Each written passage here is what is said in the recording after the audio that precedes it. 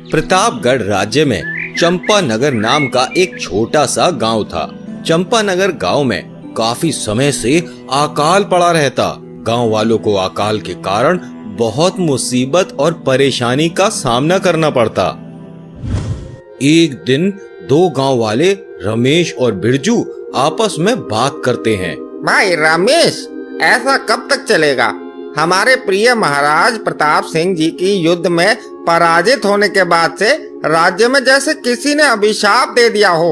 हाँ भाई, हमारी ये हालत देखकर तो भगवान को भी दया नहीं आ रही है। अगर ऐसा ही चलता रहा तो मजबूरन हम सबको आत्महत्या करनी पड़ेगी। रमेश और बिरजू बात करते करते अपने काम पर लग जाते हैं।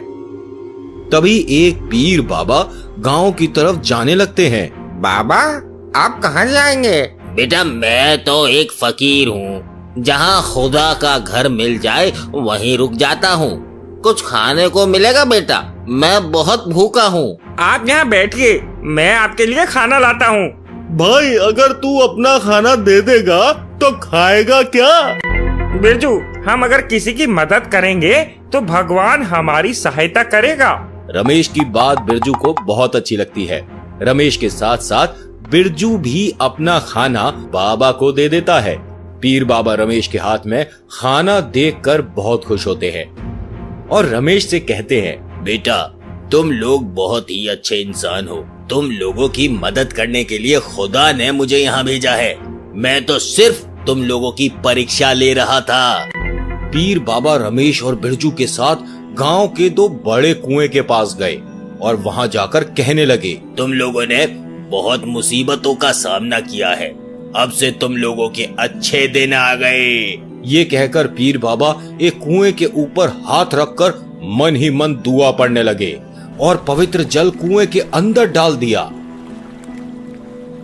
रमेश, ये कुआं एक पवित्र कुआं बन चुका है। तुम लोगों को जिस चीज की भी आवश्यकता हो, पवित्र मन से कुएं से मांग लेना, वह तुम्हें मिल जाएगा। आपका बहुत बहुत शुक्रिया। आपने हम गरीबों को आत्महत्या करने से बचा लिया। रमेश, एक बात अच्छी तरह याद रखना, जरूरत से ज्यादा और पाप मन से किसी ने अपनी लालच पूरी करने की कोशिश की तो फिर ये कुआं एक पापी कुआं बन जाएगा। बाबा, मैं आपकी बात अच्छी तरह ध्यान रखूंगा। मैं आपको कभी भी शिकायत का मौका नहीं दूंगा। रमेश, अगर तुम्हें कभी भी मेरी जरूरत हो, सच्चे मन से मुझे याद करना, मैं हाजिर हो जाऊंगा। ये कहकर पीर बाबा वहां से गायब हो जाते हैं।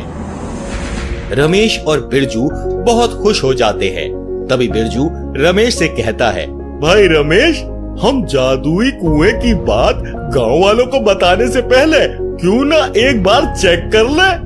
हाँ, ठीक कहा बिरजू। रमेश कुएं के पास जाते ही कुआं बोल पड़ता है। बोल पुत्र, तुझे क्या चाहिए? हमें बहुत भूख लगी है, हमें खाना दो।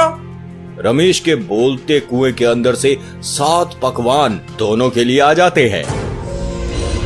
ये देख रमेश बहुत खुश हो जाता है। तभी बिरजू रमेश से बोलने लगता है, भाई रमेश, तुझे क्या खाने के अलावा कुछ नहीं सूझता? पहली बार मांगा था, कुछ अच्छा ही मांग लेता। बिरजू, तू भूल गया, पीर बाबा ने कहा था जरूरत से ज्यादा कुछ भी नहीं।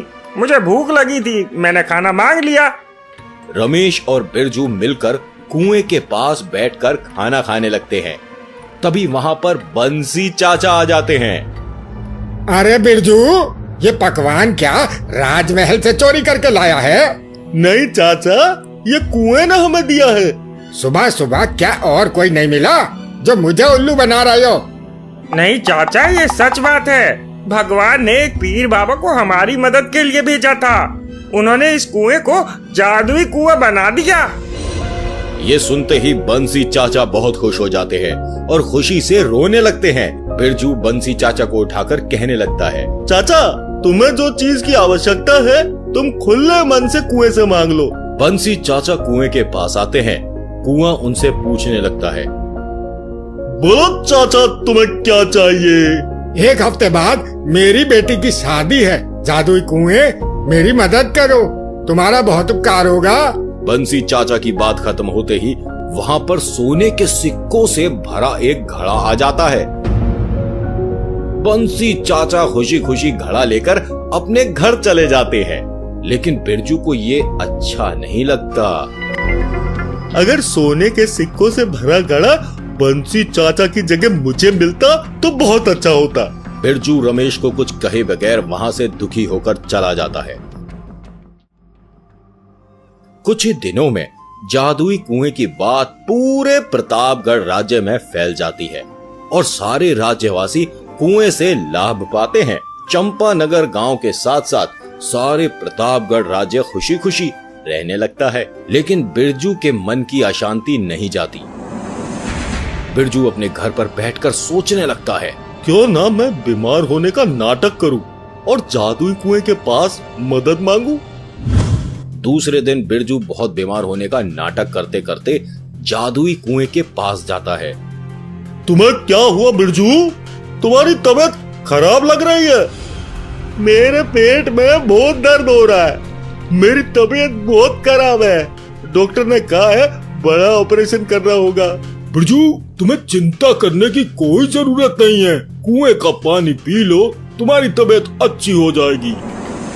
बिरजू पानी पिए बगैर वहां से चुपचाप चला जाता है और घर में आकर सोचता है, ये कुआं तो सारे राज्य को भर भर के सोना देता है, सिर्फ मुझे ही पानी पिलाकर भगाना चाहता है। लेकिन मैं इस बार ऐसा योजना बनाकर जाऊंगा, कुआं कुछ और बोल ही नहीं पाएगा। दूसरे दिन बिरजू बहुत दुखी होकर कुएं के पास जाता है और कुएं के पास जाकर जोर जोर से रोने लगता है। क्या हुआ बिरजू? बहुत दुखी लग रहे हो। मेरे घर में आग लग गई है। आग में सब कुछ जलकर राख हो गया। मेरे पास और कुछ नहीं है। मैं किसके सहारे जी लूंगा? तुम्हारे साथ तो बहुत बुरा हुआ है। ये लो घड़ा, इससे तुम्हारी सारी मुसीबत खत्म हो जाएगी। बिरजू जैसे ही सोने के घड़े में हाथ देता है वह पीतल का बन जाता है। जादुई कुआं ये देखकर बहुत क्रोधित हो जाता है और बिरजू से कहता है, दुष्ट पापी इंसान, तूने अपने लालच के कारण मुझे एक पापी कुआं बना दिया। देख मैं तेरा क्या हश्र करता हूँ। नहीं, मुझे छोड़ दो, मुझे माफ कर दो। मैं ऐसी गलती कभी नहीं करूँगा। जादुई कुआं बिरजू की कोई बात नहीं सुनता और उसे कुएं के अंदर डुबो के मार देता है। उस दिन के बाद से जादुई कुआं शैतानी कुआं बन जाता है। एक दिन बंसी चाचा जादुई कुएं के पास आते हैं। जादुई कुआं बंसी चाचा को देख कहने लगता है, क्या हुआ बंसी चाचा? अब क्या है? तूफान के कारण मेरा घर टूट गया है। अगर तुम कुछ सहायता कर दो तो बहुत मेहरबानी हो। अवश्य, लेकिन आपको भी मेरी एक शर्त माननी होगी। हर रोज सारे गांव वालों के साथ सूरज उठने से पहले और सूरज डूबने के बाद मेरी पूजा करनी होगी और सच्चे मन से मुझे अपना भगवान मानना पड़ेगा। ठीक है, मुझे तुम्हारी शर्त मंजूर है, लेकिन तुम अपना वादा पूरा करो। आपके और गांव वालों के सेवा से प्रसन्न होने के बाद मैं सभी इच्छाएं पूरा करूंगा, नहीं तो जो दिया है वह भी छीन लूंगा। ये बात सुनकर बंसी चाचा रमेश के घर में जाते हैं। वहां जाकर रमेश को बोलने लगते हैं, बेटा रमेश, बहुत बड़ा अनर्थ हो गया है। क्या हुआ चाचा जी? आप इतने परेशान क्यों हैं? बेटा, मैं जादुई कुएं के पास गया था। जादुई कुआं उसकी पूजा करने को बोल रहा है। अगर हमने ये नहीं किया तो वो हमें भिखारी बनाकर छोड़ेगा। ये नहीं हो सकता, वो तो एक पवित्र कुआं था। दूसरे दिन से सभी गांव वाले सूर्योदय से पहले जादुई कुएं की पूजा करने लगते हैं। सभी गांव वाले के पूजा करने के कारण जादुई कुआं अपने आप को भगवान समझने लगता है। मैं इस गांव का देवता हूँ, देवता। इसी तरह कई दिन बीत जाते हैं। एक दिन, बेटा रमेश, हमें ऐसी जिंदगी नहीं चाहिए। हाँ चाचा, आपने सही कहा। इसका हल मुझे पता है। हमें फिर से उस पीर बाबा को बुलाना होगा, वही हमारी मदद कर सकते हैं। रमेश कुछ देर तक आंख बंद करके उस पीर बाबा को याद करने लगता है। आंखें खोलो बच्चे, मैं तुम्हारी पुकार की ही प्रतीक्षा कर रहा था। मेरे साथ चलो, मैं उस जादुई कुएं का घमंड अभी चूर कर दूंगा। पीर बाबा ये कहकर रमेश और गांव वालों के साथ उस कुएं के पास पहुंचे। बाबा, आप आ गए। बताइए आपको क्या परेशानी है, मैं भगवान हूँ। एक लालची इंसान के कारण तू पापी जरूर बना है, लेकिन इतना शैतान हो जाएगा मैंने नहीं सोचा था। मैं अभी तुझे बताता हूँ। Shakalaka boom boom, Shakalaka boom boom, गिली गिली चू। पीर बाबा पवित्र पानी कुएं के ऊपर छिड़क देते हैं। बाबा, मुझे माफ कर दो, मैं ऐसी गलती दोबारा नहीं करूँगा। बेटा रमेश, सब मिलजुल कर खुशी खुशी रहो। इस गांव से अकाल दूर होने वाला है। खुदा तुम्हें और गांव वालों को हर मुसीबत से बचाएंगे। ये कहकर पीर बाबा वहां से गायब हो जाते हैं।